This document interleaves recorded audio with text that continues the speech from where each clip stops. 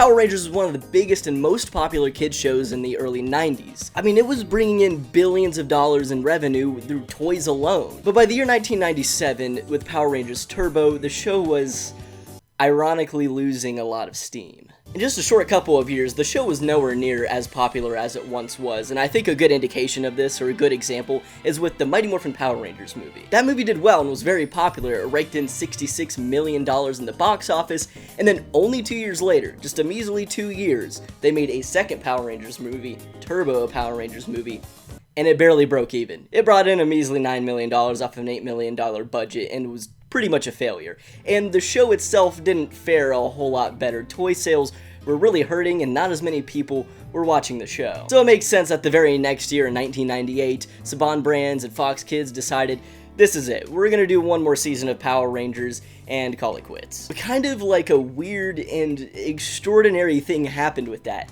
Power Rangers in Space was a hit. It was vastly more popular than Power Rangers Turbo and put Power Rangers back at the forefront of kids' entertainment. And it was because of that the show just kept on going. I mean, it came back the next year for Power Rangers Lost Galaxy, and then the year after that, and the year after that. So you gotta wonder, what the hell happened? Because if Power Rangers was hurting this bad, like had that massive flop at the box office, and they were ready to just give up on it, why did Power Rangers in Space fare very differently? Well, Power Rangers in Space was very different. That's why it fared differently, because it wasn't like the seasons that came before it. And I feel like this isn't really talked about enough. Because Power Rangers in Space was basically the opposite of what the show had become at this point. Power Rangers from Mighty Morphin Season 1 all the way through Turbo felt more like a family sitcom with fight scenes mixed in. The show was way more episodic. It felt like you could just turn on like any episode of the show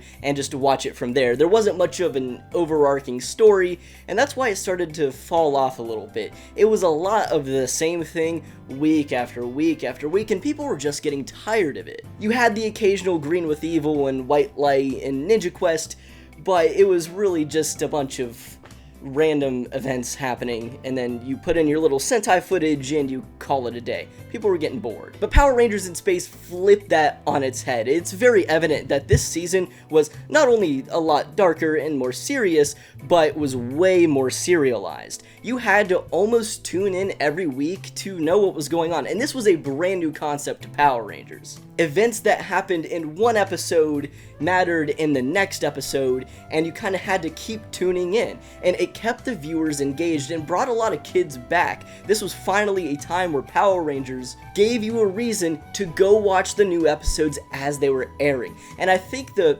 best example, or like visual representation of this, is this Power Rangers viewing guide that I found on popgeeks.com. This gives a detailed list of every essential episode of Power Rangers that you would have to see to follow along with the story. Now, this is somebody's random opinion, but I think is a good example of what was going on with Power Rangers at the time. Look, Mighty Morphin Power Rangers Season 1 had a whopping 60 episodes. This thing was bloated to hell in just 1 year, and according to this viewing guide, there's 17 essential episodes.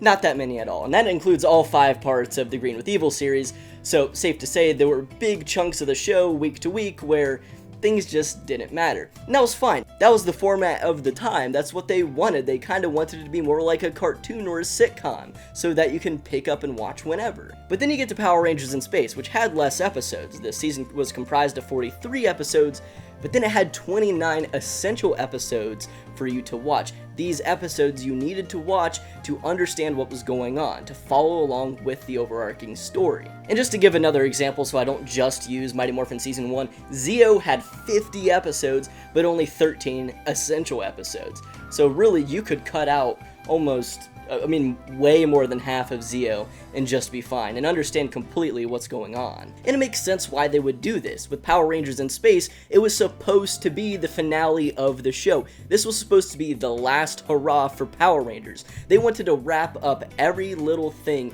that they were doing in the show, all the little story beats that they had up until that time. They wanted appearances from a bunch of past Rangers and villains, and they wanted it all to be wrapped up in a nice little bow at the very end of the show with an explosive finale. This entire season was supposed to feel like a finale, so that's why they switched it up. But that leaves you in a weird spot, because Power Rangers' popularity shot up after the release of Power Rangers in Space, so it's like, well, next season, when you get to Lost Galaxy, are you just supposed to revert back to what you were doing, or are you supposed to continue this new trend of a more serialized and darker story? Because if it's that, like, finale-esque serialized thing that brought fans back in the first place, you wouldn't just want to give up on that, you would want to do that again, if not top it. So now Power Rangers was left in a weird position where every single season following Power Rangers in Space and the post-Zordon Saban era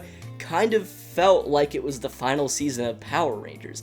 It felt a lot more serious, and it gave you a reason to watch the show. And I don't think that was supposed to happen. I think it was just this accident created by making Power Rangers in Space feel like a finale and then not have it be a finale at all. Now you just have these crazy expectations that fans have for each season afterwards. So it's pretty obvious, starting with Lost Galaxy, they just kept trying to replicate that feel. And I feel like I haven't given many examples. I've spoken a lot in just generalizing. I'm losing my train of thought. I'm gonna give some examples of what was different. First of all, the villains were different, and the reason it was more dramatic is because now we had a direct tie to the Rangers. There was relations between the villains and Rangers that got you invested into both sides. With Power Rangers in Space, an example that I can give is Astronema and Andros. The main villain of the series being Astronema, and Andros being the leader, the Red Ranger, being brother and sister. Astronema was kidnapped at a very young age by Darkonda and then basically trained to be the Princess of Evil, trained to be a villain, and trained to forget her past. And then you had Andros obviously being very upset about this, and while he's supposed to try and destroy the villains of the show, he doesn't want to destroy his sister, and then you just led to a bunch of drama and back and forth between the characters that was very gripping. And it led to a lot more emotional moments, and I think the cinematography really showed that. Instead of being shot like a sitcom, it was shot more like a daytime soap opera. You got a lot closer to the characters. They really toned down the music in this show and slowed things down to get you really invested and to make you feel like you're there. It was no longer basically a live-action cartoon and more of like a drama for kids. Don't get me wrong, this was still a kids show at heart. Obviously, it's Power Rangers, but for kids at the time, this was basically premier soap opera content. And then in Power Rangers Lost Galaxy, you have, I believe, the very first Power Ranger death with Kendrix. Now, I do understand this was due to, like, medical complications and leukemia with the actress that played Kendrix, but they still did it. Like, they still had a Ranger death. They didn't have to do all that. They could have written her off in a very different way, and they went with a much more serious and a much more darker approach, and once again led to a lot of drama throughout the show. And of course, if you're dealing with a character death, it's going to get very emotional.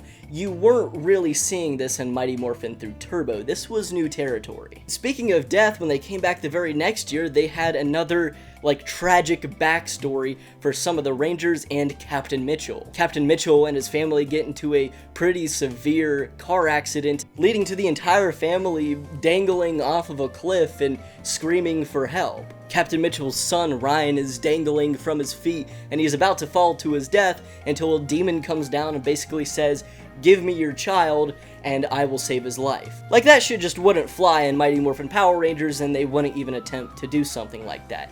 And then that same baby became the Titanium Ranger, an evil ranger for a very long time. And much like Andros and Astronema, now you had a sibling rivalry between Ranger and villain. You had Dana Mitchell, who was the sister of Ryan Mitchell, who was the Titanium Ranger. Now they have to fight each other, but they're family, and this is not good, and led to a lot of drama. And not only were these moments more dramatized, but it also led to a lot of mystery. Going back to Andros and Astronema, we didn't know that they were siblings in the very first episode. In fact, we didn't know for a while. It was this ongoing mystery that kept you watching. The reason there's so many essential episodes in the viewing guide is because every once in a while, every few episodes, there would be little hints or new discoveries about different mysteries that were going on. So you would have to watch week to week so you didn't miss any of that. And another good example of this is the previously on Power Rangers segments. Now, this started back in Power Rangers Turbo. During the time that there were serialized stories in Power Rangers Turbo, which were rare, they would give you a previously on Power Rangers segment before the episode started, tell you what happened last week, and basically catch you up on everything that's been going on in case you hadn't seen the previous episodes, because it would be hard to watch the very new episode if you hadn't seen the previous ones. This was going on a lot during like the Phantom Ranger episodes, the beginning of the show, and like the power transfer, stuff like that. It was used sparingly because, like I said, still not a whole lot was going on in Turbo, but then we get to Power Rangers in Space, they did it every damn episode. They knew for a fact that you needed to know what was going on. If you weren't an avid Power Rangers viewer and you weren't watching week to week, you needed a little bit of a recap. And then these became a staple in Power Rangers for the rest of Saban's reign in the early 2000s and late 90s, all the way through Wild Force. And something that I was supposed to mention a while ago, I had it in my notes, but somehow skipped over it. This should have been at the beginning of the video. But there was also a very big lack of comedic relief characters in these shows. Now, characters could be funny, but it was mostly like spread evenly throughout the different Rangers and villains, although previously in Mighty Morphin, all the way through in Space, we'd have Bulk and Skull. You guys know Bulk and Skull. They were just the two guys who didn't really have much to do with the Rangers, just had their own little antics throughout the episodes that were just supposed to be like cartoony and funny. And in Mighty Morphin, they were, I believe, in every single episode. They were a staple that had to be there. And they had a big presence all the way through Turbo. And then we get to Power Rangers in Space, where they're still there, but out of the 43 episodes, they only make appearances in 13 of them. This was strange because Bulk and Skull were like, it was the Power Rangers and Bulk and Skull, and they shared a lot of screen time, and they weren't as important, but they were like 20% of the show. At that point, there hadn't been Power Rangers without Bulk and Skull, and it was kind of weird, but it made sense, and the show kind of called for it. There wasn't much of a place for them there. You didn't need to fill out the runtime with random antics because you had a lot going on. You had a real story to tell. And then we get to Power Rangers Lost Galaxy, and they're like in 4 episodes. Actually, Skull wasn't there at all. The actor had quit at that point. But Bulk was still around, and he was even in the opening credits of the first Lost Galaxy episode, and then was just... he didn't really do much. He was just kind of there sometimes. I don't even know why they like showed him off in the first place at the beginning of the show for him to just not be there at all. But all in all, I think it was evident that after Power Rangers Turbo, starting with In Space in 1998, Power Rangers evolved. It was a very different show. It was more of like a daytime soap opera for kids with some fight scenes mixed in. Instead of being a live-action cartoon or sitcom with fight scenes, it was this other thing. And it brought kids back to watch Power Rangers. It brought the popularity of the brand back, and without it, Power Rangers would be dead right now. Well, okay, it's kind of dead right now in a very different way. It went on for like another 20 years, I would say. That's a better, I'm tired, I've been talking for 20 minutes, you know what I'm saying. Power Rangers had killed itself with Turbo, and then brought itself new life within Space, and this is how I believe that happened. If you have any of your own thoughts, please let me know in the comments. I think I covered all of my talking points, and I'll catch you all in next video. Peace.